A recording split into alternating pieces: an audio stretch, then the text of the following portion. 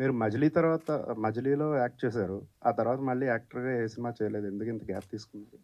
గుర్తుపట్టారు నన్ను మధ్యలో మీరు. నిజంగా నాకు తెలుసు 2 సీన్‌లో ఉంటాను అనుకుంటా. సో ఎనీథింగ్ ఫర్ ఫిలిం అండి. అంటే ఇప్పుడు ఈ సినిమాకి కూడా ప్రొడ్యూసర్ అనేది జాబ్ నాకు actually. It's like I have invested, but నేను ఒక జాబ్ లాగానే చూసాను ప్రొడ్యూసర్ అనేది. అండ్ అలాగే ఈ సినిమాలో మేము చేయని పని లేదండి, అన్నీ చేసాం.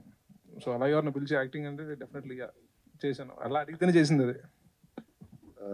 మీరు హైయెస్ట్ ఆల్టిట్యూడ్ చూసారు కదా, ఫస్ట్ మేకింగ్ వీడియోలో మీద నడుచుకుంటూ ఎక్కుతుండే నేను చాందని. సో ఒక ట్రక్లో వెళ్తుండే మేము, అక్కడ పోవద్దు పీక్తారు అని కూడా చెప్పారు కొంతమంది. కానీ కావాలి, షార్ట్ ఆడనే కావాలి నాకు.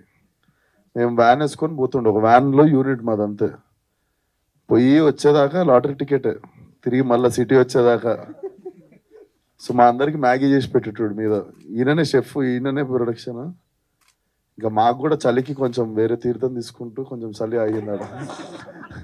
-30 ఆ లెవెల్లో షూట్ చేయాలంటే కొంచెం అట్లా ఇచ్చిపుచ్చుకున్నాం అందరం. అంటే హెల్ప్ చేసుకున్నాం. మాకేం అంటే మాకు ప్రొడక్షన్ అవన్నీ మా ప్రాణాలే ఆల్రెడీ పెట్టేసినాము తాగట్లా. ఇప్పుడు ఇంకో 10 మందిని తీసుకొని మాకు వంట చేయడానికే వాళ్ళని ఎందుకు ఆగం చేయడం అని చెప్పి తీసుకోలే వాళ్ళని. బట్ అట్లుండేది.